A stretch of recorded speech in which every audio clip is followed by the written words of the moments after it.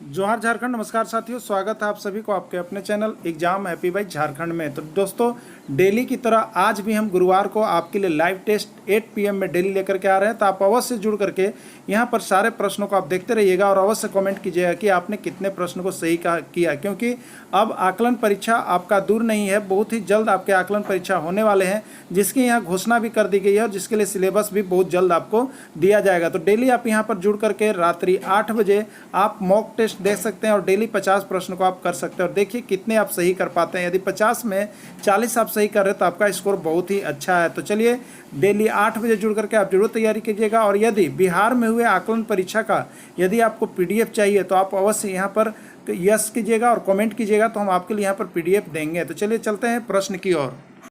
बनारस हिंदू विश्वविद्यालय के संस्थापक कौन थे? पंडित मदन मोहन मालवीय, सर सैयद, बाबू जगजीवन राम या मौलाना आज़ाद? तो देखिए, बनारस हिंदू विश्वविद्यालय के जो संस्थापक थे वो थे आपके पंडित मदन मोहन मालवीय जी। इन्होंने ही बनारस हिंदू विश्वविद्यालय की स्थापना की थी। चलिए देखते हैं अब नेक्स्ट प्रश्न। जिस स्त्री का पति जीवित हो उसे क्या कहते हैं? मधवा, सुभागा, कामिनी या सधवा? तो जिस स्त्री का पति जीवित हो उसको हम लोग कहते हैं सधवा, और जिस स्त्री का पति मर गया हो उसको हम लोग कहते हैं विधवा। तो यहाँ पर जिस स्त्री का पति जीवित हो पूछा गया है, इसलिए सधवा होगा और राइट आंसर डी होगा इसका। विश्व की सबसे लंबी नदी कौन सी है? अमेजन, गंगा, मिसिसिपी या ब्रह्मपुत्र? तो दोस्तों, हम सबसे पहले बता दें, विश्व की जो सबसे लंबी नदी है वो आपकी नील नदी है। लेकिन यहाँ पर नील नदी देखिए ऑप्शन के रूप में नहीं है। तो नील नदी के बाद जो दूसरी लंबी नदी आती है उसका नाम है अमेजन, जो यहाँ ऑप्शन में है। तो इस ऑप्शन के अनुसार सबसे लंबी नदी में हो जाएगा यहाँ पर अमेजन। लेकिन ऐसा होता क्या है, नील नदी होता है, इसमें दिया हुआ नहीं है, तो नहीं दिया हुआ है। तो यहाँ पर ऑप्शन जो है अमेजन, तो ये अमेजन होगा यहाँ का राइट आंसर। चलिए देखते हैं अगला प्रश्न। निम्नलिखित में से कौन सी अंतर्राष्ट्रीय संस्था पूरे विश्व में पर्यावरण सुरक्षा की देखभाल करती है?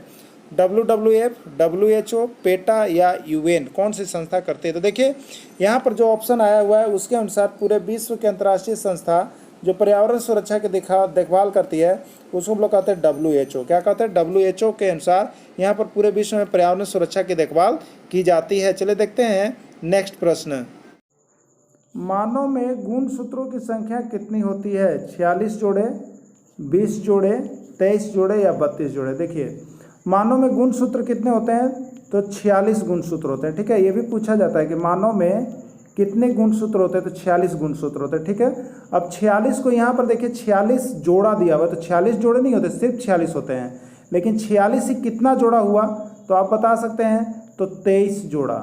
ठीक है, 23 जोड़ा का मतलब 46 गुणसूत्र होगा। ठीक है, 23 गुने 2 यानी 46 हो गया ना, तो जोड़ा मैंने 2 का होता है, तो 23 जोड़ा यहाँ पर होगा। तो 23 जोड़ा किस में है? सी में है, इसलिए इसका राइट ऑप्शन क्या हो जाएगा? सी हो जाएगा। ये प्रश्न अब तक 1500 से ज़्यादा बार पूछा गया और JSSC में 10 बार ये गुणसूत्र वाला प्रश्न पूछ दिया गया अभी तक झारखंड का जो एग्जाम हुआ है। ठीक है, तो चलिए देखते हैं नेक्स्ट प्रश्न।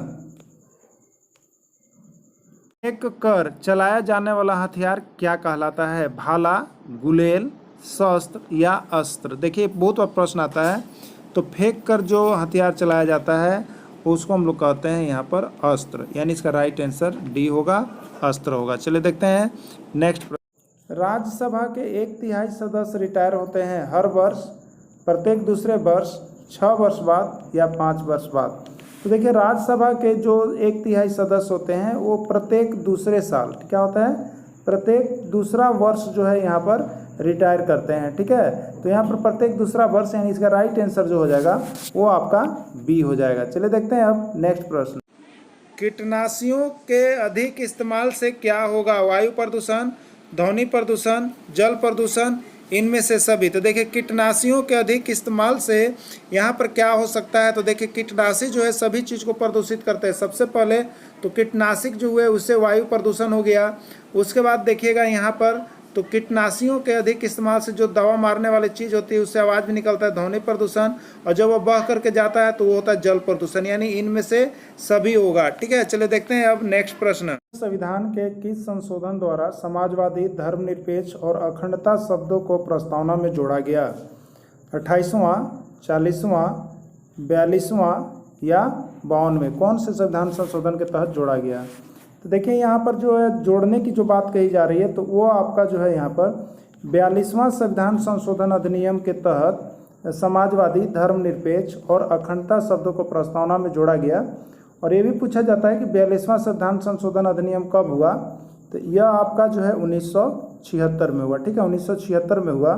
और एक बात आपको बता दें कि सबसे महत्वपूर्ण यह संविधान संशोधन है। एक बात यह भी पूछा जाता है कि किस संविधान संशोधन को लघु संविधान संशोधन भी कहा जाता है, लघु संविधान संशोधन कहा जाता है। तो ये वही है, 42वां संविधान संशोधन को ही लघु संविधान संशोधन या मिनी संविधान संशोधन कहा जाता है। ठीक है, ये किसको कहा जाता है, तो 42वां संविधान संशोधन अधिनियम को मिनी संविधान या लघु संविधान के नाम से भी जाना जाता है। और यह किसकी सिफारिश पर प्रभावी बनाया गया था, ये भी प्रश्न आया हुआ है, किसकी सिफारिश पर यह प्रभावी बनाया गया था, तो यह है आपका स्वर्ण सिंह समिति की सिफारिश को इसको यहाँ पर प्रभावी बनाया गया था।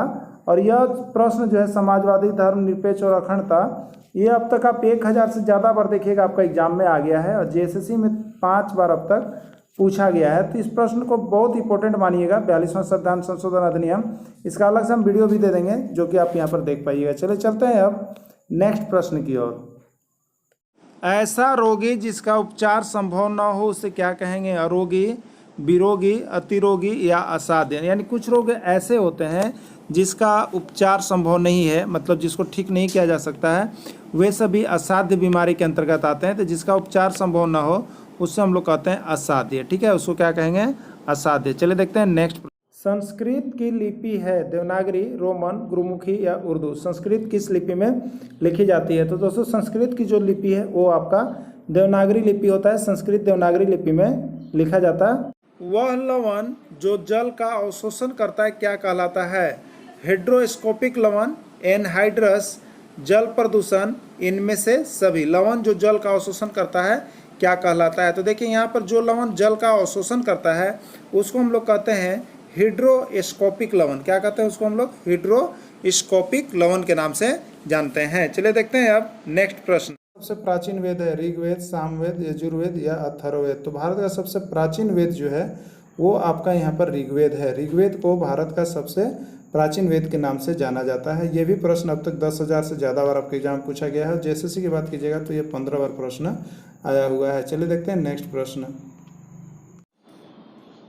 जो कानून के अनुकूल न हो उसे क्या कहेंगे, आवेग, जघन्य, कल्प या अवैध। तो देखिए जो कानून के अनुकूल नहीं होता है उसको हम लोग यहाँ पर कहते हैं अवैध काम। क्या कहते हैं कि आप अवैध काम कर रहे हैं, मतलब कानून के नियमानुसार आप काम नहीं कर रहे। तो इसका राइट आंसर जो होगा वो हो जाएगा अवैध। प्रस्तावना की भाषा किस देश के संविधान से लिया गया है, संयुक्त राज्य अमेरिका, ब्रिटेन, आयरलैंड या ऑस्ट्रेलिया। तो देखिए प्रस्तावना की भाषा है ये भी ऑस्ट्रेलिया से लिया गया है और ये बहुत इंपॉर्टेंट प्रश्न है। MBBI क्वेश्चन को मान लीजिए अभी तक जेएसएससी में एक बार आपका पूछा गया है, ये PGT के एग्जाम में पूछा गया था। चलिए नेक्स्ट प्रश्न देखते हैं। भूकंप मापा जाता है रिएक्टर पैमाने में, न्यूटन में, डेसिबल में, इनमें से सभी। भूकंप की माप किस पर की जाती है, देखिए अभी बहुत बार प्रश्न आया हुआ है। भूकंप की माप जो है वो रिएक्टर पैमाने पर की जाती है। ठीक है, रिएक्टर पैमाने पर की जाती है भूकंप की माप। तो किस पैमाने पर की जाती है, रिएक्टर पैमाने पर किया जाता है। राइट आंसर ये होगा। चलिए देखते हैं अब नेक्स्ट प्रश्न। यांत्रिक ऊर्जा को विद्युत ऊर्जा में बदलने वाली युक्ति का नाम क्या है, डायनेमो, विद्युत मोटर, विद्युत बल्ब या सोलर सेल। तो देखिए डायनेमो एक ऐसा यंत्र है, डायनेमो एक ऐसा यंत्र है जो यहाँ पर आपका जो है विद्युत ऊर्जा को यांत्रिक ऊर्जा में बदलता है। ये 5000 से ज़्यादा बार पूछा गया प्रश्न है और जेएसएससी में 5 बार अब तक आ गया है। डायनेमो को याद रख लीजिएगा। डायनेमो क्या करता है, यांत्रिक ऊर्जा को विद्युत ऊर्जा में बदलता है। चलिए देखते हैं अब नेक्स्ट प्रश्न। जो पूजा के योग्य हो उससे क्या कहते हैं, पाठ, पूजनीय, पूजा या पूज्य। जो पूजा के योग्य होता है उसको क्या कहते हैं हम लोग, देखिए जो पूजा के योग्य होता है उसको हम लोग कहते हैं पूज्य। क्या कहते हैं उसको हम लोग, पूज्य कहते हैं। ठीक है, तो इसलिए इसका राइट आंसर डी हो जाएगा, पूज्य हो जाएगा। चलिए देखते हैं अब। पानी में डूबा हुआ सिक्का वास्तविक आकार से ऊपर उठा हुआ दिखाई पड़ता है, परिवर्तन कारण, अपवर्तन कारण, प्रवर्तन कारण या विवर्तन के कारण। तो कोई भी वस्तु है जो वास्तविक आकार से ऊपर दिखाई पड़ती है उसकी सारी घटना का कारण अपवर्तन के कारण होता है। यह 3000 से ज़्यादा बार प्रश्न पूछ दिया गया है, जेएसएससी में एक बार आया हुआ प्रश्न है। चलिए देखते हैं अब नेक्स्ट प्रश्न। सूर्य की हानिकारक किरणों से पृथ्वी को कौन सा स्तर सुरक्षित रखता है? ओजोन स्तर, क्षोभ मंडल, आयन मंडल, इनमें से सभी। तो देखिए पृथ्वी के आवरण को आप जरूर एक बार पढ़। पृथ्वी के आवरण से एक प्रश्न हमेशा आता है, जैसे सबसे निचली प्रक्षोभ मंडल, फिर सप्ताप मंडल, फिर ओजोन मंडल, फिर आयन मंडल और वायुमंडल होता है। ठीक है, तो यहाँ पर एक बिंदु होकर कितनी सरल रेखाएं खींची जा सकती है? 2, 3, 4 या अनेक। देखिए ये एक बिंदु है, ठीक है, एक बिंदु है, इससे कितनी रेखाएं आप खींच सकते हैं? 1, 2, 3, 4, 5, 6, 7, यानी इसका राइट आंसर होगा अनेक। अनेक रेखाएं एक बिंदु से होकर खींची जा सकती है, इसका राइट आंसर अनेक होगा, यानी डी आंसर होगा इसका। चलिए देखते हैं नेक्स्ट प्रश्न। हिमालय किस प्रकार की संज्ञा है? व्यक्तिवाचक, जातिवाचक, भाववाचक, समूहवाचक। देखिए हिमालय जो है पर्वत का नाम है, ठीक है, पर्वतमाला का नाम है। तो पर्वतमाला का नाम है इसलिए नाम दिया हुआ है पर्वत का हिमालय। अगर सिर्फ पर्वत पूछा हुआ रहता तो जातिवाचक में होता, लेकिन हिमालय लिख दिया गया है, नाम लिख दिया है हिमालय पर्वत का, इसलिए यह यहाँ पर जाति व्यक्तिवाचक हो जाएगा। ठीक है, क्या हो जाएगा आपका? हिमालय जो है व्यक्तिवाचक संज्ञा के अंतर्गत आ जाएगा। तो इसका राइट आंसर जो होगा वो व्यक्तिवाचक संज्ञा होगा। चलिए देखते हैं नेक्स्ट प्रश्न। इसके बराबर का कोई ना हो उसे क्या कहेंगे? लोकातीत, औरस, असाधारण या अनुपम, क्या कहेंगे? ठीक है, तो जिसके बराबरी का कोई नहीं हो उसको हम लोग कहते हैं अनुपम। क्या कहते हैं? अनुपम। राइट आंसर अनुपम होगा। चलिए देखते हैं। बचपन किस प्रकार की संज्ञा है? व्यक्तिवाचक, जातिवाचक, भाववाचक या समूहवाचक। ठीक है, बचपन किस प्रकार की संज्ञा है? देखिए बचपन जो है यहाँ पर क्या बता रहा है? अवस्था को बता रहा है, और वैसा नाउन जिसमें अवस्था को इंडिकेट किया जाता है वो भाववाचक संज्ञा के अंतर्गत जाता है, इसलिए बचपन जो है आपका भाववाचक संज्ञा होगा। चलिए देखते हैं अब नेक्स्ट प्रश्न। सूर्य की हानिकारक किरणों से पृथ्वी को कौन सा स्तर सुरक्षित रखता है? ओजोन स्तर, क्षोभ मंडल, आयन मंडल, इनमें से सभी। ठीक है, तो देखिए यहाँ पर आपको जो है एक पृथ्वी का आवरण या पर्यावरण के अंतर्गत जो पढ़ना है वो आप याद रख लीजिएगा। ये होता है क्षोभ मंडल, सप्ताप मंडल, ओजोन मंडल, आयन मंडल। ठीक है, तो ओजोन मंडल जो है एक ऐसा मंडल है जिसका परत जो है पृथ्वी के सूरज की रोशनी को ऊपर से नीचे आने में जो है इसको क्या करता है? बरकरार रखता है। यदि ओजोन मंडल कमजोर पड़ जाए तो ये जो है सूरज की रोशनी अंदर की आएगी और पृथ्वी का तापमान बहुत बढ़ जाएगा, और यहाँ पर जो है आपका गर्मी के कारण लोगों की मृत्यु भी हो सकती है। इसलिए इसके लिए हानिकारक किरणों, पराबैंगनी किरणों से बचाने के लिए ओजोन का स्तर जरूर बना हुआ रहना चाहिए, यानी वो ओजोन स्तर है जो सूरज की हानिकारणों से पृथ्वी को अंदर आने से बचाए हुए रखता है। ओजोन स्तर इसका राइट आंसर होगा। चलिए देखते हैं। जवानी किस प्रकार की संज्ञा है? व्यक्तिवाचक, जातिवाचक, भाववाचक या समूहवाचक। देखिए जवानी जो है यहाँ पर अवस्था को बता रहा है। ठीक है, तो ऐसा नाउन जिसमें किसी की अवस्था को बताया जाता है तो उसको हम लोग भाववाचक संज्ञा कहते हैं, क्योंकि उसको हम सिर्फ अनुभव कर सकते हैं, किसी को दिखा नहीं सकते। तो ऐसी चीज़ें जिसको अनुभव की जाती है और अवस्था बताया जाता है वो भाववाचक संज्ञा के अंतर होता है, इसलिए जवानी जो है आपका भाववाचक संज्ञा। और यह प्रश्न अब तक 1000 से ज़्यादा बार सभी एग्जाम में पूछ दिए गए हैं, तो इसलिए बहुत बार आया हुआ प्रश्न आप सभी अवश्य देख लेंगे। ईश्वर में विश्वास रखता हो उसके लिए एक शब्द क्या होगा? नास्तिक, अविनीत, मेधावी या आस्तिक। तो देखिए जो ईश्वर में विश्वास रखता है उसके लिए एक शब्द आता है आस्तिक, और जो ईश्वर में नहीं विश्वास रखता है उसके लिए एक शब्द आता है नास्तिक। तो ईश्वर में विश्वास रखता है आस्तिक होगा, इसका राइट आंसर डी होगा। चलिए देखते हैं नेक्स्ट प्रश्न। एड्स होता है, एड्स है पेन, जीवाणु से, फफूंद से, कृमि से, विषाणु से, किससे एड्स होता है? अब यह प्रश्न तो कहिएगा तो ये 5000 से ज़्यादा बार आ गया है, अब इसकी कोई गिनती नहीं है, बहुत बार आता है दोस्तों। तो अब जेएसएससी में कई बार आया है? तो जेएसएससी में 5 बार आया है अभी तक। ठीक है, तो ये किससे होता है? तो एड्स क्या है? एक वायरस है। एड्स क्या है? एक वायरस है, यानी एड्स जो है वो किससे फैलता है? तो यहाँ पर विषाणु से होता है, जो डी नंबर ऑप्शन है। तो डी नंबर ऑप्शन जो है इसका राइट आंसर होगा। एड्स किससे होता है? तो विषाणु से होता है। विश्व पर्यावरण दिवस कब मनाया जाता है आपको बतलाना है। 5 जून को, 5 जनवरी को, 5 नवंबर को या 5 सितंबर को विश्व पर्यावरण दिवस कब मनाया जाता है? देखिए इसका यहाँ पर जो है बहुत बार आया हुआ यह प्रश्न है कि विश्व पर्यावरण दिवस कब मनाया जाता है। तो यहाँ पर 5 जून, ठीक है, 5 जून एक ऐसा डेट है जिस दिन जो है पूरे विश्व को पर्यावरण से स्वस्थ रखने के लिए यहाँ पर जो है वर्ल्ड इन्वायरमेंट डे मनाया जाता है, जिसको हम लोग कहते हैं विश्व पर्यावरण दिवस। ये किस दिन मनाया जाता है? तो 5 जून को मनाया जाता है आपका विश्व पर्यावरण दिवस। चलिए देखते हैं अब नेक्स्ट प्रश्न। पीलिया से दुष्प्रभावित होता है। जॉन्डिस इज अफेक्टेड बाई अग्नाशय, अमाशय, यकृत या छोटी आंत। तो देखिए दोस्तों, जॉन्डिस जो होता है, पीलिया जो होता है, वो उससे क्या दुष्प्रभावित होता है? तो उससे जो है हमारा पेट का लीवर, जिसको हम लोग यकृत के नाम से जानते हैं, वो होता है। तो जॉन्डिस देखिए जिसको होता है, उनका लीवर क्या होता है? तो खराब होता है। ठीक है, यानी पीलिया से दुष्प्रभावित होता है। अगर आपको जॉन्डिस हो रहा है, इसका मतलब है कि आपका क्या होगा? तो आपका लीवर में इन्फेक्शन हो सकता है, लीवर खराब हो सकता है। यह अब तक के सारे एग्जाम की बात कीजिएगा तो 500 से ज़्यादा बार आया है, लेकिन जेएसएससी की बात कीजिएगा तो एक बार आपका आया हुआ प्रश्न है, जो कि आपका यहाँ पर जो टीचर्स भर्ती हुई थी उसमें आया हुआ था आपका। तो चलिए देखते हैं अब नेक्स्ट प्रश्न।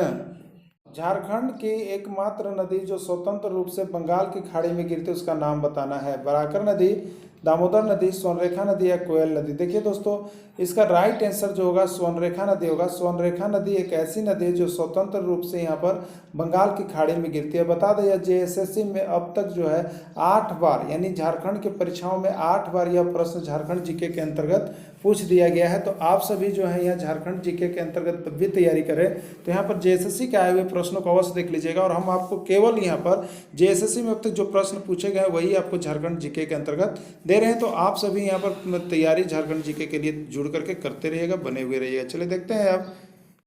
कष्ट से संपन्न होने वाला को क्या कहते हैं? कष्टप्रद, अविनीत, कष्टकारी या कष्ट साध्य। तो देखिए, कष्ट से जो चीज़ संपन्न होता है उसको हम लोग कहते हैं कष्ट साध्य, यानी राइट आंसर डी होगा। चलिए देखते हैं नेक्स्ट प्रश्न। बराकर, भेड़ा और कोनार किसकी सहायक नदी है? आपको बताना है। बराकर नदी की, दामोदर नदी की, सोनरेखा नदी की या कोयल नदी की। देखिए, झारखंड की सहायक नदियों से भी प्रश्न पूछा जाता है, लेकिन यहाँ पर यह प्रश्न आया हुआ है। यहाँ पर झारखंड का जो एग्जाम हुआ था, यहाँ पर आपका बता दें हाई स्कूल का, उसमें एक बार प्रश्न ये पूछ दिया गया था कि बराकर, भेड़ा और कोनार जो है किसकी सहायक नदी है? तो ये जो सहायक नदी है आपका दामोदर नदी की है। यानी दामोदर नदी की सहायक नदी जो है वो आपका कौन कौन है? बराकर है, भेड़ा है और कोनार नदी, ये दामोदर नदी की सहायक नदी है। चलिए देखते हैं नेक्स्ट प्रश्न। वायु प्रदूषण को कम किया जा सकता है वृक्षों द्वारा, जंतुओं द्वारा, मछलियों द्वारा या इनमें से सभी? वायु प्रदूषण को कैसे कम किया जा सकता है? तो देखिए, वायु प्रदूषण जो है यदि बहुत ज़्यादा है तो उसको कम करने के लिए हम लोग क्या करेंगे?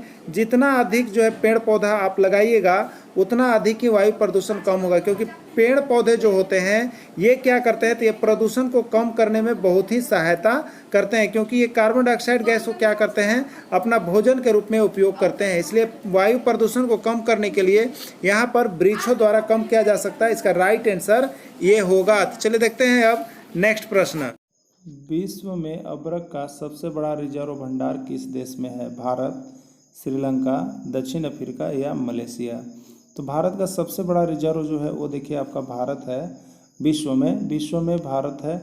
अब यहाँ पर देखिए तो विश्व में 90% जो अबरक है वो जो है यहाँ पर भारत करता है। ठीक है, विश्व में 90% अबरक का उत्पादन कहाँ होता है? भारत में होता है।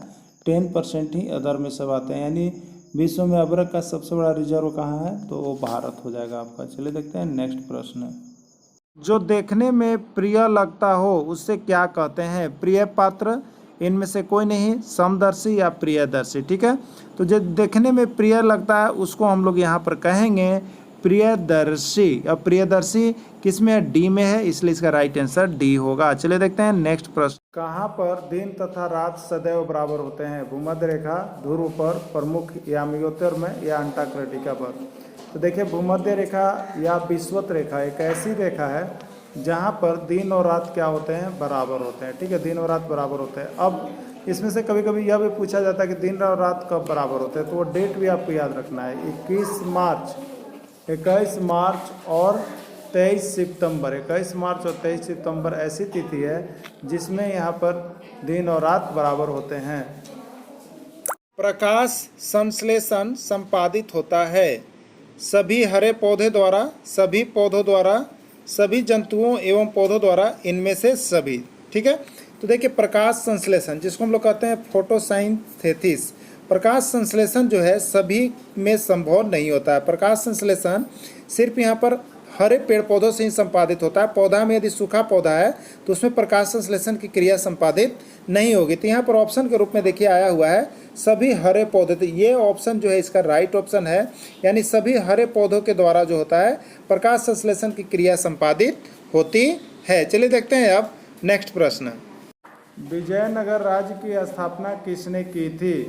देवराय वंश ने, तुल्लु वंश ने, सालू वंश ने या संगम वंश ने? तो विजयनगर राज्य की स्थापना जो है संगम वंश ने की थी, जिसमें नाम आता है इसके दो भाइयों का नाम आता है हरिहर एवं बुक्का। ठीक है, हरिहर एवं बुक्का नामक दो भाइयों ने यहाँ पर विजयनगर राज्य की स्थापना की थी। और ये भी पूछ दिया जाता है कि कब किया गया था विजयनगर का, तो आपका आंसर हो जाएगा 1326 ईस्वी। यानी विजयनगर राज्य के संस्थापक कौन थे? तो हरिहर एवं बुक्का नामक दो भाई थे। और किस वंश ने किया था? तो संगम वंश ने किया था। और कब हुआ था? तो 1326 ईस्वी में हुआ था। आसान न मानने वाला को क्या कहते हैं? विश्वासघाती, इनमें से कोई नहीं, कृतज्ञ या कृतधन। तो देखिए जो आसान न मानता है यानी जो उपकार को किए हुए उपकार को नहीं मानता है उसको हम लोग बोलते हैं कृतधन, यानी कृतधन इसका राइट आंसर हो जाएगा। चलिए निम्न में से किस ग्रंथि में पीत उत्पादित होता है? गुर्दा, पित्ताशय, यकृत या तीली? तो देखिए यहाँ पर किस ग्रंथि में पीत उत्पादित होता है? तो पीत जो है आपका यकृत ग्रंथि में उत्पादित होता है। ठीक है, पीत कहाँ पर उत्पादित होता है? यकृत ग्रंथि में। लेकिन इसी में पूछा जाता है प्रश्न कि पीत जो है संचय कहाँ होता है? पीत जो है वो संचय कहाँ होता है, जमा कहाँ होता है? तो पीत जो संचय होता है वो आपका पित्ताशय में होता है। तो पीत से ये दो प्रश्न हमेशा आते हैं कि पीत जो है उत्पादित कहाँ होता है? तो पीत उत्पादित होता है यकृत में। और पीत जो है संचय कहाँ होता है? तो वो संचय होता है पित्ताशय में। चलिए नेक्स्ट प्रश्न। हवा में उपस्थित ऑक्सीजन का प्रतिशत है 21%, 23%, 44% या 40%? देखिए जब आप यहाँ पर एनसीईआरटी किताब पढ़ेंगे तो यहाँ पर जो है यहाँ पर वायुमंडल में उपस्थित सभी गैसों का प्रतिशत का चार्ट दिया हुआ है। ठीक है, तो आप देखेंगे वायुमंडल में सबसे अधिक जो है 78% वो आपका नाइट्रोजन है और 21% जो है वो आपका ऑक्सीजन है, बाकी सभी अन्य गैसें हैं। तो यहाँ पर पूछा है कि ऑक्सीजन कितना प्रतिशत है? तो ऑक्सीजन जो आपको हमने बताया 21% है, इसलिए हवा में उपस्थित या वायुमंडल में ऑक्सीजन का प्रतिशत जो है 21% है। इसका राइट आंसर ये हो जाएगा। चलिए देखते हैं अब नेक्स्ट प्रश्न। तिलैया बांध झारखंड के किस नदी पर स्थित है? बराकर नदी, दामोदर नदी, कुनार नदी या मेवराछी नदी? तो तिलैया बांध जो है आपका झारखंड के बराकर नदी पर स्थित है और जैसे कि इसके एग्जाम में 3 बार आपका आया हुआ है। अब चलिए देखते हैं नेक्स्ट प्रश्न जो यहाँ पर बांध से है। बचपन और जवानी के बीच की अवस्था को क्या कहते हैं? वयस्कता, इनमें से कोई नहीं, नौविया या वयस्संधि? तो देखिए बचपन और जवानी के बीच की अवस्था को वयस्संधि के नाम से जाना जाता है। चलिए देखते हैं नेक्स्ट प्रश्न। झारखंड का 23वां जिला कौन है? लातेहार, सिमडेगा, खुट्टी या रामगढ़? तो झारखंड का 23वां जिला जो है आपका खुट्टी है, जो कि आपका रांची जिला से कट के बना है।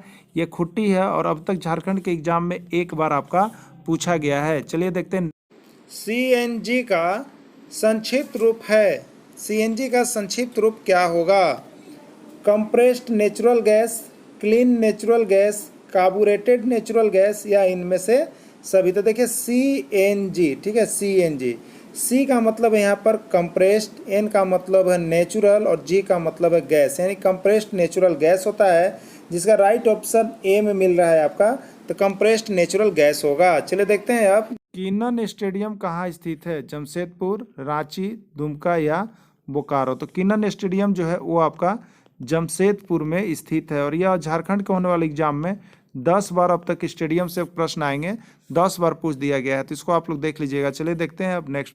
जो गणना योग्य न हो उससे क्या कहेंगे? अधिगण्य, इनमें से कोई नहीं, नगण्य या असंख्य? जो गणना योग्य न हो उससे हम लोग क्या कहेंगे आपको बताना है। तो इसका देखिए जो गिनती करने के योग्य नहीं होता है तो उसको हम लोग कहते हैं यहाँ पर असंख्य। जैसे 1 से लेके अनंत तक की संख्या को, तो इसको हम लोग क्या कहेंगे? अधिसंख्य कहेंगे यहाँ पर, यानी असंख्य कहेंगे जिसको हम गिनती नहीं कर सकते हैं, तो उसको हम लोग क्या कहेंगे? यहाँ पर असंख्य कहेंगे। चलिए देखते हैं नेक्स्ट। झारखंड के प्रथम राज्यपाल कौन थे? प्रभात कुमार, बाबूलाल मरांडी, इंदर सिंह नामधारी या स्टीफन मरांडी, कौन थे? देखिए यह प्रश्न जो है अब तक आप कहिएगा झारखंड के किसी भी एग्जाम को आप दिए होंगे तो अब तक यह 10 बार से ज़्यादा बार आ गया है। ठीक है, तो ये झारखंड के प्रथम राज्यपाल कौन थे, यानी प्रथम बार जब झारखंड बना तो उसमें राज्यपाल जो बनाया गया था वो आपके थे प्रभात कुमार। तो बहुत बार आया हुआ प्रश्न है, तो आप ऐसे प्रश्न को जरूर देख लीजिएगा। चलिए देखते हैं नेक्स्ट प्रश्न। अन्य मृत जंतुओं पर जीवन निर्वाह करने वाले प्राणी को कहा जाता है? पैरासाइट, ओमनीवोर, डिकम्पोजर या इनमें से सभी। ठीक है, देखिए अन्य मृत जंतुओं पर जीवन निर्वाह करने वाले प्राणी को हम लोग ऐसे कहते हैं मृत जीवी। क्या कहते हैं? मृत जीवी। मृत जंतुओं पर जो निर्भर करता है उसको मृत जीवी कहते हैं, और उसी का अंग्रेजी नाम जो है वो है पैरासाइट। क्या है उसका अंग्रेजी नाम? पैरासाइट। यानी इसका राइट आंसर जो होगा पैरासाइट होगा, ये होगा। चलिए देखते हैं अब। 12 वस्तु का क्रय मूल्य 9 वस्तु के विक्रय मूल्य के बराबर है तो लाभ प्रतिशत ज्ञात करें।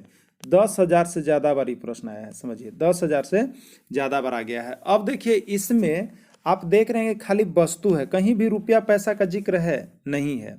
तो जब वस्तु वाला चीज़ आता है और लाभ प्रतिशत रहता है तो देखिए यहाँ पर 12 वस्तु का क्रय मूल्य, सीपी कितना दिया है आपका? 12 दिया है। ठीक है, और 9 वस्तु का विक्रय मूल्य, तो विक्रय मूल्य यानी एसपी जिसको सेलिंग प्राइस हम लोग कहते हैं, ये 9 हो गया। ठीक है, सीपी मतलब हो गया आपका क्रय मूल्य और एसपी मतलब हो गया आपका विक्रय मूल्य, 9 हो गया। तो देखिए जब वस्तु वाली बात आती है जिसमें रुपया पैसा नहीं हो तब लाभ प्रतिशत हम लोग कैसे निकालते हैं? ठीक है, तो देखिए लाभ प्रतिशत या हानि प्रतिशत की गणना किस पर की जाती है? क्रय मूल्य पर की जाती है, लेकिन यहाँ वस्तु वाला प्रश्न है तो इसका विक्रय मूल्य पर किया जाएगा। तो क्या करेंगे आप? बड़ा अंक में से छोटा अंक हमेशा घटा लीजिएगा, 12 - 9। अब यह बट्टा में जो लिखिएगा, देखिए क्रय मूल्य आपको नहीं लिखना है क्योंकि ये रुपया वाली चीज नहीं है, ये वस्तु वाली चीज है। ठीक है, तो यहाँ लिखना क्या है? तो यहाँ पर विक्रय मूल्य जो है वो आपको लिखना है। ठीक है, यही एक अंतर होता है ना, यही एक अंतर होता है। जब वस्तु वाला रहेगा तो नीचे विक्रय मूल्य होगा, रुपया वाला रहेगा तो नीचे क्रय मूल्य होगा। तो यहाँ पर वस्तु वाला देखिए रुपये की कहीं बात नहीं आई है, तो अब आपको यहाँ पर विक्रय मूल्य कितना आता है? तो 9 वस्तु का विक्रय मूल्य, यानी बट्टा में क्या लिखेंगे हम? 9 लिखेंगे, यानी हो जाएगा 12 - 9, बट्टा में 9 हो जाएगा और इंटू हो जाएगा 100। 12 में से 9 की घटाइएगा तो कितना आएगा? 3/9 और गुने में क्या हो जाएगा? 100। 3 तिहाई 9, यानी बचा क्या आपके पास?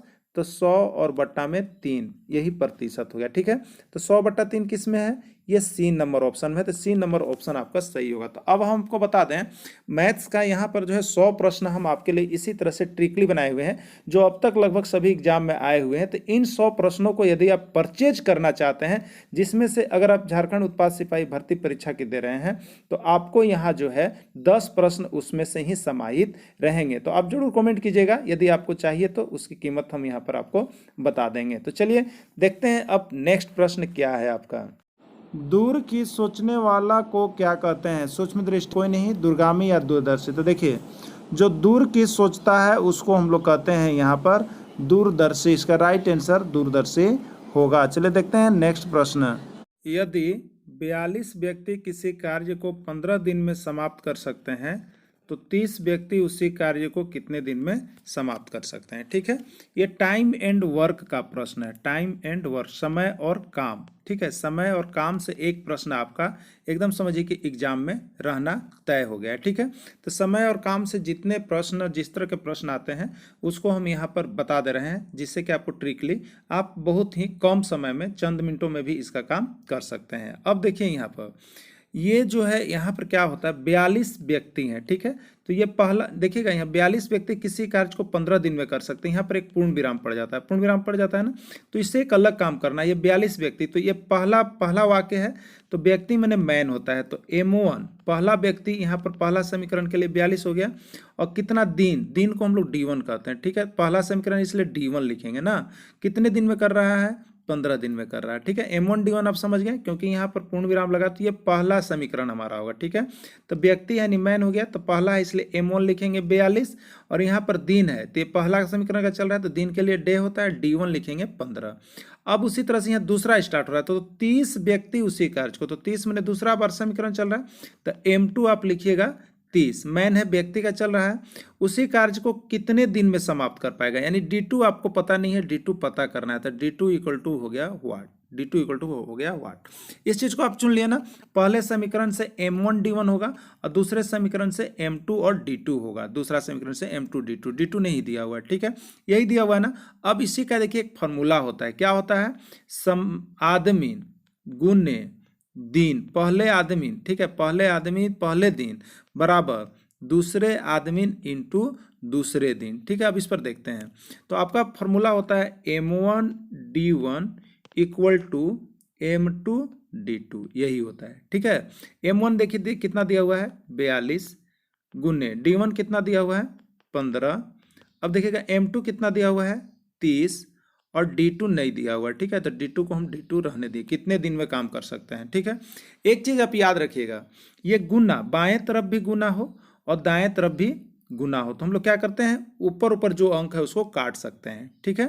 तो अब देखिएगा ये कितना है आपका 42 था ना, तो अब यहाँ पर देखिएगा 15 से ये 30 का बार में कट जाएगा, 2 बार में कट जाएगा, और ये 2 से 42 कितने बार में कट जाएगा, 21 बार में कट जाएगा। तो यहाँ पर इधर आ गया 21 और इधर बच गया D2, यानी D2 मतलब दूसरा आदमी उस कार्य को कितने दिन में कर सकता है, 21 दिन में कर सकता है। तो इसका राइट आंसर जो होगा 21 होगा, ठीक है।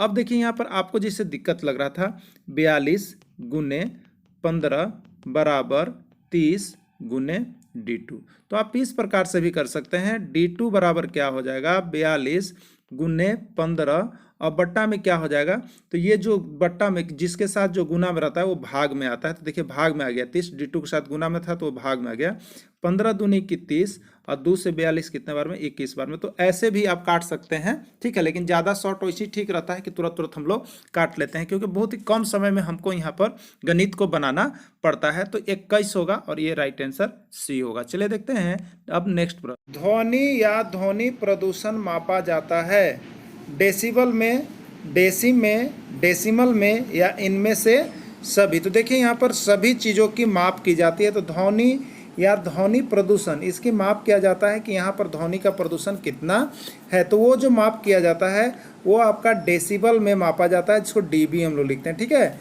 तो ध्वनि या ध्वनि प्रदूषण की माप जो है वो आपका डेसिबल में किया जाता है। चलिए देखते हैं अब नेक्स्ट प्रश्न। शरीर का कौन सा अवयव रक्त को शुद्ध करता है, यकृत, आंत्र, हृदय या गुर्दा। अभी तक यहाँ तक जो है 100 से ज्यादा बार यह प्रश्न पूछ दिया गया है, तो सारे इंपोर्टेंट प्रश्न को ही केवल हम लेकर के आते हैं। तो आप डेली यहाँ पर जुड़ करके तैयारी कर सकते हैं शाम को 8 बजे। तो देखिए यहाँ पर जो रक्त को शुद्धिकरण करता है उसको हम लोग कहते हैं गुर्दा, जिसको हम लोग कहते हैं किडनी, ठीक है। किडनी एक ऐसा यंत्र है हमारे शरीर के अंदर जो हमारे रक्त जो यहाँ पर अशुद्ध होते हैं, अशुद्ध चीज को बाहर निकालने में, शुद्ध करने में मदद करता है। तो इसका राइट आंसर क्या होगा, गुर्दा होगा। चलिए देखते हैं अब नेक्स्ट प्रश्न। शिव की आराधना करने वाले को क्या कहते हैं, वैष्णव, इनमें से कोई नहीं, सिद्ध या शैव। शिव की आराधना करने वाले को क्या कहते हैं, तो देखिए शिव की जो आराधना करते हैं उसको हम लोग शैव कहते हैं। क्या कहते हैं, शैव कहते हैं। शैव है डी में, राइट आंसर इसका डी होगा। चलिए देखते हैं नेक्स्ट प्रश्न। सौर मंडल का सबसे बड़ा उपग्रह निम्नलिखित में से कौन है, टाइटन,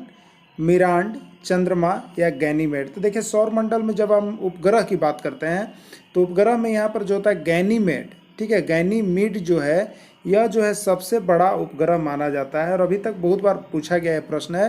तो गैनीमीड को जो है भारत का सौर मंडल में सबसे बड़ा, सौर मंडल का सबसे बड़ा उपग्रह के नाम से जाना जाता है, वो है आपका गैनीमीड। चलिए देखते हैं अब नेक्स्ट। निम्नलिखित में से कौन पर्यावरण के लिए हानिकारक है, प्लास्टिक, कागज, कपड़ा या धातु। देखिए पर्यावरण के लिए जो सबसे हानिकारक चीज़ माना जाता है वो है प्लास्टिक, ठीक है। प्लास्टिक जो है पर्यावरण की दृष्टि से, सभी दृष्टिकोण से ये सबसे हानिकारक चीज़ इसमें से माना जाता है, क्योंकि यह ना तो सड़ता है न गलता है, और यदि इसको जलाया जाता है तो इससे प्रदूषण भी बहुत अधिक होता है, इसलिए प्लास्टिक जो है सबसे हानिकारक चीज़ माना जाता है। चलिए देखते हैं नेक्स्ट। शिक्षा का अधिकार अधिनियम किस आयु तक के बच्चों के लिए निःशुल्क और अनिवार्य शिक्षा का प्रावधान करता है, 14 वर्ष, 15 वर्ष, 16 वर्ष या 18 वर्ष। अब तक यह प्रश्न जो है 500 से ज़्यादा बार पूछ दिया गया है। तो अब देखिए यहाँ पर शिक्षा का अधिकार अधिनियम के तहत 6 से 14 वर्ष तक के बच्चों को निःशुल्क एवं अनिवार्य शिक्षा का प्रावधान किया गया है। तो यहाँ पर राइट आंसर 14 वर्ष होगा, ठीक है। और यह जो है 86वां संविधान संशोधन, ये भी पूछता है कि शिक्षा का अधिकार अधिनियम जो है कौन सा संविधान संशोधन के तहत किया गया है, तो 86वां संविधान संशोधन अधिनियम 2002 के तहत किया गया है, जिसमें 6 से 14 वर्ष के लिए निःशुल्क और अनिवार्य शिक्षा का प्रावधान किया गया है। तो ये भी प्रश्न पूछा जाता है। तो सभी चीज़ों को यहाँ पर कौन सा संविधान संशोधन था 86वां और 2002 के तहत किया गया, तो ये प्रश्न आए हुए हैं। इस सभी को आप लोग यहाँ पर देख लेंगे। चलिए देखते हैं, निम्नलिखित में कौन सा पद अव्ययी भाव समास है? कुमारी, इनमें से कोई नहीं, गृहगत या प्रतिदिन। देखिए प्रतिदिन यानी दिन पर दिन, प्रतिदिन, ठीक है, ये सब शब्द आता है जिसमें लगातार होता है, तो उसको हम लोग अव्ययी भाव समास के अंतर्गत डालते हैं। इसलिए प्रतिदिन जो है आपका अव्ययी भाव समास है। चलिए देखते हैं, पृथ्वी का प्राकृतिक उपग्रह कौन है? आर्यभट्ट, रोहिणी, चंद्रमा या मंगल। देखिए पृथ्वी जो है, यहाँ पर पृथ्वी उसका एकमात्र उपग्रह, याद रखिएगा पृथ्वी के कितने उपग्रह होते हैं ये भी पूछा जाता है। तो पृथ्वी का एकमात्र उपग्रह है, ठीक है, और प्राकृतिक उपग्रह उसको हम लोग कहते हैं। और वो कौन सा है? तो वो जो है आपका चंद्रमा, मून है। तो पृथ्वी के कितने उपग्रह होते हैं? प्राकृतिक उपग्रह एक होते हैं, और वह एक, उसका नाम क्या है? तो चंद्रमा है। तो ये बहुत बार पूछा गया है कि पृथ्वी का प्राकृतिक उपग्रह कौन है, तो इसका राइट आंसर चंद्रमा होगा। अब चलिए नेक्स्ट प्रश्न देखते हैं, भाई बहन में कौन सा समास है? तत्पुरुष समास, द्विगु समास, द्वंद्व समास या बहुब्रीहि समास। देखिए इसको हम देखते हैं यहाँ पर, भाई बहन, ठीक है, भाई और इसके बीच में लगेगा योजक चिन्ह, वो होगा बहन। तो अभी हमने आपको बताया था कि जिसमें योजक चिन्ह लगा हुआ रहता है, जिस समास में योजक चिन्ह और एक दूसरे के अपोजिट होंगे, उसको हम लोग कहते हैं यहाँ पर द्वंद्व समास के नाम से जाना जाता है। यानी भाई बहन, अब लिखेगा माता पिता कौन सा समास है? तो माता का उल्टा पिता होता है, इसके बीच में योजक चिन्ह है, इसलिए यह भी द्वंद्व समास है। जिसमें इस तरह का रहेगा साइन योजक चिन्ह का, उसको हम लोग द्वंद्व समास कहते हैं, इसलिए इसका राइट आंसर सी हो जाएगा, द्वंद्व समास होगा। चलिए देखते हैं नेक्स्ट, निम्नलिखित में से कौन एक तारा है? चंद्रमा, शुक्र, पृथ्वी या सूर्य। देखिए ये बार बार आने वाला प्रश्न है आपका, जो हर बार एग्जाम में यहाँ पर पूछा जा रहा था। केवल बार बार आने वाले प्रश्नों का हमें रिपीट करवा रहा है। तो आपका आंसर क्या है, आप जरूर कमेंट कीजिएगा। तो देखिए इसका सही आंसर जो होगा सूर्य है, ठीक है। हमारा सूर्य भी क्या है? एक तारा है। कभी कभी देखिए इससे प्रश्न पूछा जाता है कि हमारा सूर्य जो है वह एक क्या है, जस्ट उल्टा, निम्नलिखित में से कौन एक तारा है? तो सूर्य इसका आंसर हो गया। लेकिन फिर पूछता है कि हमारा सूर्य है यहाँ पर चंद्रमा, ग्रह, पृथ्वी या तारा। तो हमारा सूर्य क्या है? एक मध्यवय आकार का तारा है। क्या है? एक मध्यवय आकार का तारा है, ठीक है। तो यहाँ पर मिडिल स्टार के नाम से भी सूर्य को जाना जाता है, यानी हमारा सूर्य जो है एक मध्यवय तारा है। चलिए अब देखते हैं नेक्स्ट प्रश्न, वनवास में कौन सा समास है? तत्पुरुष समास, द्विगु समास, द्वंद्व समास या बहुब्रीहि समास। ठीक है, वनवास में कौन सा समास है? देखिए वनवास यानी जो वन में वास करता हो, जो वन में वास करता है उसको हम लोग कहते हैं वनवास। और इसमें आता है कारक चिन्ह, और जिसमें आता है कारक चिन्ह वह होता है तत्पुरुष समास। तो यहाँ पर इसका राइट आंसर जो होगा वो तत्पुरुष समास होगा। अब देखते हैं नेक्स्ट प्रश्न, किससे गर्म करने पर प्लास्टर ऑफ पेरिस प्राप्त होता है? Gypsum, calcium chloride, sodium sulphate या कैल्शियम सल्फेट। तो ठीक है, यहाँ पर देखिए ये जिप्सम जो होता है, जिप्सम को हम लोग 373 डिग्री केल्विन तापक्रम, ठीक है, 373 डिग्री केल्विन तापक्रम पर जब हम गर्म करते हैं तो प्लास्टर ऑफ पेरिस का निर्माण होता है। बहुत ही इंपॉर्टेंट क्वेश्चन है, जीएस के अंतर्गत यह बहुत बार पूछा गया है। तो यहाँ पर जिप्सम को जब हम लोग 373 डिग्री केल्विन तापक्रम पर गर्म करते हैं तो प्लास्टर ऑफ पेरिस प्राप्त होता है। ठीक है, अब देखिए यहाँ पर जिप्सम जो होता है CaSO4 इंटू यहाँ पर 2H2 हम लोग कहते हैं। ठीक है, जिप्सम, इसी को हम लोग 373 डिग्री केल्विन तापक्रम पर गर्म करते हैं तो प्लास्टर ऑफ पेरिस, जिसका सूत्र हम लोग क्या लिख लेते हैं? तो CaSO4 इंटू हाफ H2O। ठीक है, ये होता है प्लास्टर ऑफ पेरिस। ठीक है, तो यहाँ पर किससे? तो जिप्सम को जब हम गर्म करेंगे तो प्लास्टर ऑफ पेरिस प्राप्त होता है। तो इसी प्लास्टर ऑफ पेरिस का जो है हम लोग यहाँ पर उपयोग टूटी फूटी हुई हड्डियों को जोड़ने में करते हैं। तो बहुत बार पूछा जाता है कि टूटी हुई हड्डियों को जोड़ने में किसका हम लोग उपयोग करते हैं? तो यही होता है, वो उसका नाम है प्लास्टर ऑफ पेरिस। तो कैसे बनता है? तो ये जिप्सम को गर्म करने पर बनता है। जीएस के अंतर्गत ये बहुत बार पूछा हुआ प्रश्न है, सर्वाधिक बार, लगभग 1000 से ज़्यादा बार पूछ दिया गया है आपके एग्जाम में। तो इस क्वेश्चन को आप लोग एकदम कंठस्थ कर लीजिएगा, क्योंकि जिप्सम को जब हम गर्म करते हैं तो प्लास्टर ऑफ पेरिस बनता है। तो चलिए देखते हैं अब नेक्स्ट, पीताम्बर में कौन सा है? तत्पुरुष समास, द्विगु समास, द्वंद्व समास या बहुब्रीहि समास। चलिए पीताम्बर यानी पीला हो अंबर जिसका, पीताम्बर का अर्थ होता है पीला हो अंबर जिसका, अंबर मतलब वस्त्र, यानी वैसा जिसका वस्त्र पीला हो या जिसका वस्त्र पीला यानी अंबर हो, जिसका पीला हो अंबर, उसको पीताम्बर कहते हैं। जो इसका विशेष अर्थ निकलता है और वो होता है विष्णु भगवान के सेंस में होता है, इसलिए पीताम्बर को यहाँ पर जिसका वैसा समास जिसका विशेष अर्थ निकलता है वैसे शब्दों का, तो उसको हम लोग बहुब्रीहि समास में डालते हैं, इसलिए इसका राइट आंसर जो होगा वो आपका बहुब्रीहि समास हो जाएगा। चलिए देखते हैं नेक्स्ट प्रश्न। दो संख्याओं का गुणनफल 45 और उनका अंतर 4 है, तो उन संख्याओं के वर्गों का योगफल क्या होगा आपको बतलाना है। 135 होगा, 240 होगा, 73 होगा या 106 होगा। देखिए ऐसा प्रश्न जैसे ही आता है आपको क्या करना है, जो यहाँ दो संख्याओं का गुणनफल 45 कह रहा है, ठीक है, 45 जो बड़ी संख्या है 45, उसको आप खंड कर लीजिएगा, गुणन खंड कर लीजिएगा। तो 45 को आप जब खंड करेंगे तो कितना होगा, 3 गुने 3 गुने 5 होगा ना, 3 3 9 9 5 45। लेकिन यहाँ पर संख्या कै गो हो गया, 1 2 3, और हमको वो संख्या कै गो बनाना है, 2 गो, यानी इससे संख्या हम कै गो बना सकते हैं जिनका गुणनफल 45 होगा। तो एक देखिए हम बना सकते हैं 3 गुने 3 और 5, यानी एक संख्या बनेगा 9 और 5, ठीक है।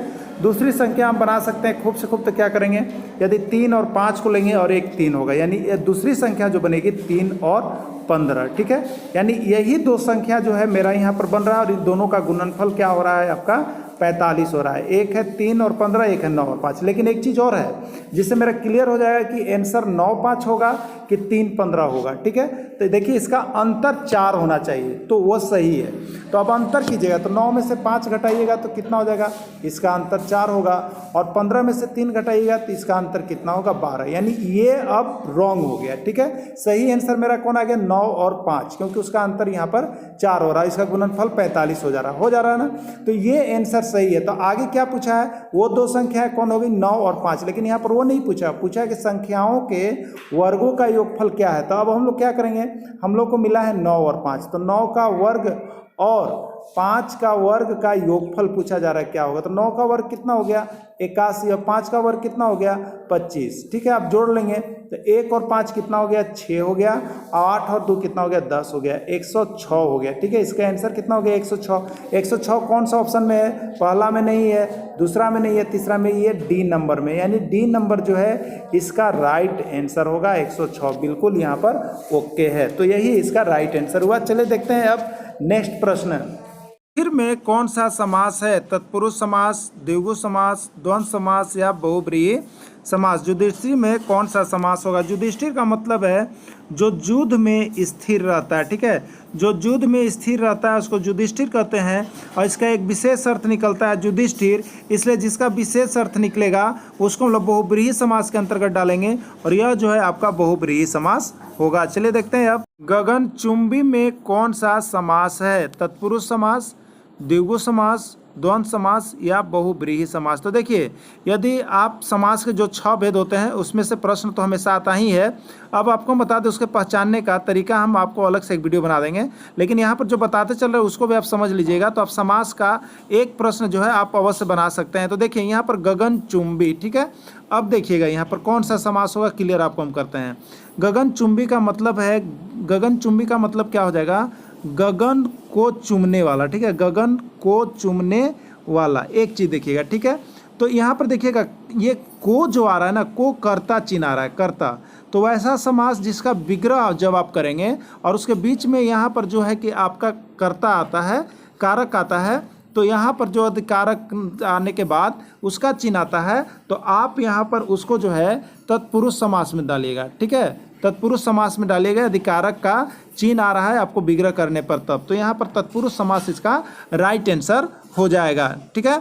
चलिए देखते हैं नेक्स्ट प्रश्न। धक्का मुक्की में कौन सा समास है, आपको बताना है, तत्पुरुष समास, द्विगु समास, द्वंद्व समास या बहुब्रीहि समास। तो देखिए यहाँ पर लिखा हुआ है धक्का मुक्की। धक्का मुक्की को आप जब देखेंगे तो एक हो गया धक्का और उसका उल्टा जस्ट हो जाएगा मुक्की, होता है ना योजक चिन्ह, तो जिसमें योजक चिन्ह मतलब डैश यहाँ पर आप देखें लगा हुआ है, तो ये चिन्ह जिस समास के बीच में लगा हुआ रहेगा तो आप कंफर्म हो जाइएगा कि वह जो समास आपका है वो द्वंद्व समास है, इसलिए इसका राइट आंसर जो हो जाएगा वो द्वंद्व समास हो जाएगा, आंसर सी होगा। चलिए देखते हैं बहाव शब्द में प्रयुक्त प्रत्यय कौन सा है, बहाव शब्द में प्रयुक्त प्रत्यय कौन सा है। तो देखिए बहाव, इसको तोड़िएगा, बहाव, बहाव लिख लिया हमने। तो इसका जब तोड़ते हैं लोग संधि विच्छेद करते हैं तो ब जोड़ आव होता है, ठीक है, ब जोड़ आव होता है। अब बहाव में आप देखिएगा तो ब जो हो गया उपसर्ग हो गया, आव जो हो गया प्रत्यय हो गया। तो आपसे पूछेगा कि बहाव में उपसर्ग कौन है, तो ब है, और प्रत्यय कौन है, तो आव है। आपसे पूछा क्या है, प्रत्यय कौन है, देखिए तो प्रत्यय आव होगा। आव किस में है, डी में है। इसका राइट आंसर डी होगा।